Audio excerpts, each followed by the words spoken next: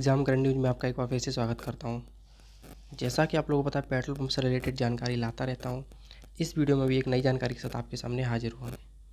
जैसा कि आप लोगों को पता है कि पेट्रोल पंप के मोस्ट ऑफ प्लेसेस पे ड्रॉ हो चुके हैं और डॉक्यूमेंट अपलोड और आईएसडी अपलोड करने का सारा प्रोसेस कंप्लीट हो चुका है।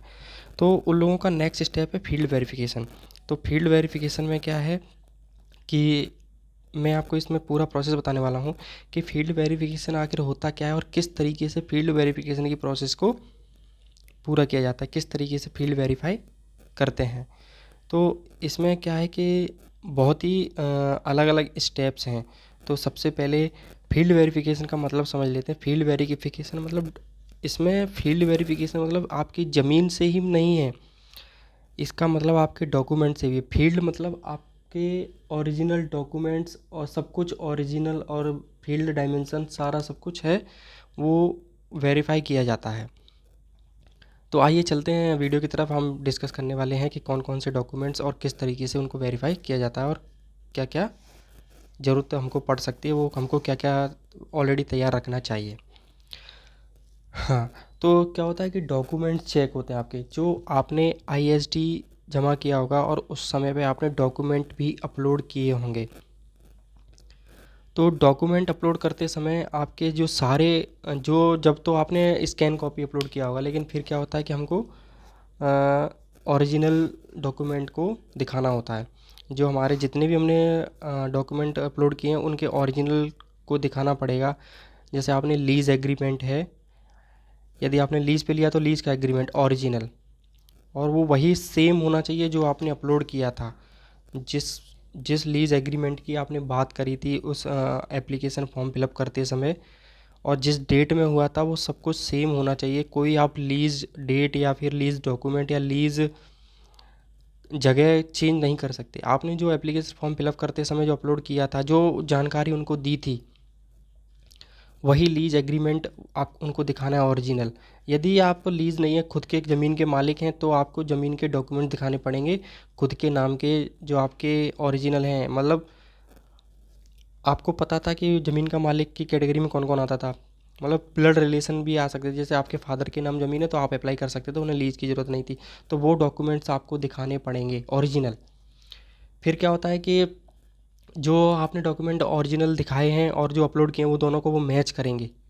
वो देखेंगे कि जो वहाँ पे अपलोड किया हुआ है वो सेम है, और जो आप सेम ओरिजिनल लेके गए हो वो सच में ओरिजिनल है कि नहीं। वो उनकी एक टीम होती है, वो सब एक्सपर्ट होते हैं, वो आपको चेक कर लेंगे। फिर उसके बाद क्या होता है कि आपकी क्वालिफ़िकेशन के लिए जो भी आपने मार्कशीट अपलोड की थी, 10th की या 12th की जो भी मार्कशीट, तो वो वेरीफाई करेंगे। और एज प्रूफ के लिए 10th की मार्कशीट को ही वेरीफाई करेंगे, क्योंकि एज प्रूफ के लिए अब आधार कार्ड वैलिड नहीं है। आधार कार्ड को एज प्रूफ का प्रूफ के लिए हम यूज़ नहीं कर सकते। हालांकि आप नया आधार कार्ड डाउनलोड करेंगे तो उस पर साफ साफ लिखा है कि this is not a proof of age. तो क्या होता है कि आपकी 10th की मार्कशीट है, वही एक मात्र डॉक्यूमेंट है जो आपके एज प्रूफ के लिए काम आता है। तो एज प्रूफ के लिए 10th की मार्कशीट को ओरिजिनल चेक करेंगे वो। उसके बाद आधार कार्ड, पैन कार्ड, ये सब ये कि मैंडेटरी डॉक्यूमेंट्स हैं और इनको अपलोड करा किया है उस समय, जो वही आपको ओरिजिनल दिखाने पड़ेंगे। मान लो आपके आधार कार्ड में कोई नाम मिसमैच है, मिस्टेक है या फिर कुछ भी है। जैसे आपने एप्लीकेशन फॉर्म फिलअप करते समय लिख दिया जैसे ब्रजेश कुमार, लेकिन आपके आधार कार्ड में है ब्रजेश ओनली। तो आप उस समय से पहले, अगर आपका फील्ड वेरिफिकेशन अभी नहीं हुआ है, तो डॉक्यूमेंट अपना आधार कार्ड का करेक्शन करवा के आप नेम चेंज करवा सकते हैं। हालांकि थोड़ी मोड़ी मिस्टेक है, जैसे ब्रजेश कुमार एल या कोई स्पेलिंग मिस्टेक है तो चलेगा, कोई दिक्कत नहीं है। बट आपके सारे डॉक्यूमेंट में नाम, डेट ऑफ बर्थ सेम होनी चाहिए। पैन कार्ड सबसे अहम डॉक्यूमेंट है, उसमें आपका सब कुछ क्लियर होना चाहिए। उसमें कोई भी किसी भी प्रकार की मिसमैच नहीं होना चाहिए। जो जिस एप्लीकेशन नाम से, जिस एप्लीकेशन फॉर्म फिलअप किया था जिस नाम से, वो वही नाम उसमें अंकित होना चाहिए। और आपके सबसे मेन डॉक्यूमेंट है, उनकी बात कर लेता हूँ, कैटेगरी डॉक्यूमेंट। कैटेगरी, यदि आप SC ST कैटेगरी से हो, OBC कैटेगरी से हो, या फिर शेड्यूल ट्रबल कोई भी कैटेगरी से हो, या PH कैटेगरी से हो, हैंडीकैप, या फिर जनरल कैटेगरी से हो।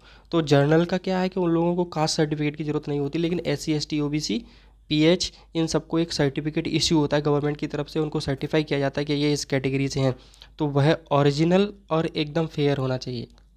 ठीक है।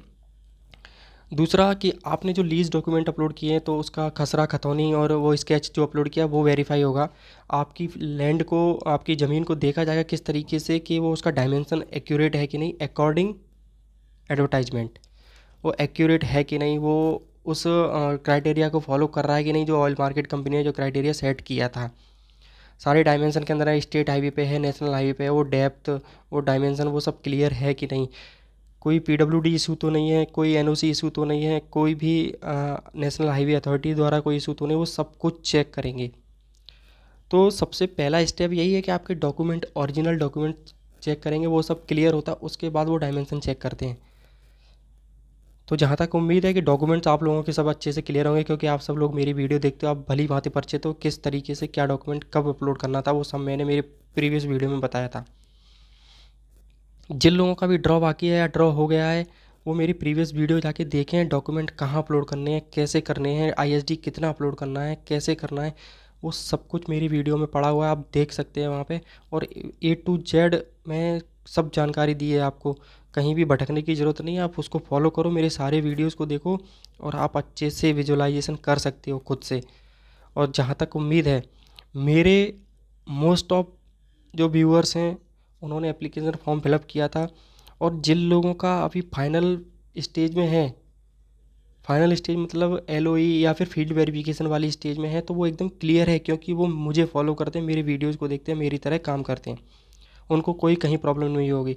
मैं मैं कंटिन्यूसली आपसे कांटेक्ट में रहता हूँ, अब मेल के थ्रू रहता हूँ, और कमेंट्स में मैं आपको रिप्लाई ज़्यादा नहीं कर पा रहा हूँ आजकल, क्योंकि मेरा ऑफिस का थोड़ा वर्कलोड ज़्यादा है। लेकिन मैं आपको मेल पे जिसका भी मेल आता है वो उसको एब्सोल्युटली रिप्लाई करता हूँ, और मैं कमेंट्स का भी रिप्लाई एक वीडियो के माध्यम से कर देता हूँ वीकेंड में। आप देखते होंगे कि मेरे 2 Q&A सेशन आ चुके हैं, उनमें मैंने कमेंट्स का रिप्लाई किया था, आगे भी और सेशन आएंगे। यदि आपको और भी कोई इशू है तो आप मुझे मेल कर सकते हैं, डायरेक्टली मेल करें, और कमेंट करने का आपका विचार है तो कमेंट भी करें, मैं वीडियो के माध्यम से आपको सॉल्यूशन दूंगा, और तुरंत दूंगा, इंस्टेंट दूंगा। लेकिन आपको एंड में यही बताना चाहूँगा कि जो मैं आपको पर्सनल सजेशन दे रहा हूँ कि जो आपके डॉक्यूमेंट्स हैं उनको क्लियर विजुअलाइजेशन के लिए, अब मतलब आप पहले खुद अपने सारे डॉक्यूमेंट्स को रख के बैठो घर पे और देखो कि सब कुछ ठीक है कि नहीं। यदि सब कुछ सही है, आप सब कुछ ओरिजिनल है, सब कुछ वैलिड है और कोई भी फेक डॉक्यूमेंट उसमें नहीं है, तो आपको चिंता करने की कोई ज़रूरत नहीं है। अगर यदि आपका जो डॉक्यूमेंट ओरिजिनल है और उसमें थोड़ा कुछ मिस्टेक भी है तो वो सब क्लियर हो जाएगा, क्योंकि आपका डॉक्यूमेंट ओरिजिनल है। अगर फेक डॉक्यूमेंट बनाया है किसी ने या कुछ भी किया है, ऊपर नीचे किया है, तो वो उन लोगों से नहीं बच सकते, क्योंकि उन लोगों के पास एक्सपर्ट टीम होती है, वो एकदम सही से निष्पक्ष तरीके से वेरिफिकेशन करते हैं। तो फील्ड वेरिफिकेशन से रिलेटेड यदि आप किसी को, किसी और को, या जिसका फील्ड वेरिफिकेशन चल रहा है, वो उसमें अपनी कोई सजेशन या अपनी कोई राय देना चाहता है, वो मुझे कमेंट में ज़रूर पिन करें। कमेंट में आप मुझे कमेंट करें, मैं आपकी कमेंट को पिन करूँगा, ताकि और लोगों को हेल्प मिल सके। क्योंकि आप उस स्टेज में हो, आप उस स्टेज में हो जहाँ पे आप फाइनल पहुँचने वाले हो, लेकिन आपके पीछे और भी लोग हैं जिनका अभी वो स्टेप बाकी है। तो आप अपनी राय और सजेशन और अपना अनुभव प्लीज़ कमेंट में शेयर ज़रूर करें, ताकि और लोगों को हेल्प मिल सके। नमस्कार, जय हिंद, जय भारत। मिलते हैं अगले वीडियो में, तब तक के लिए नमस्कार।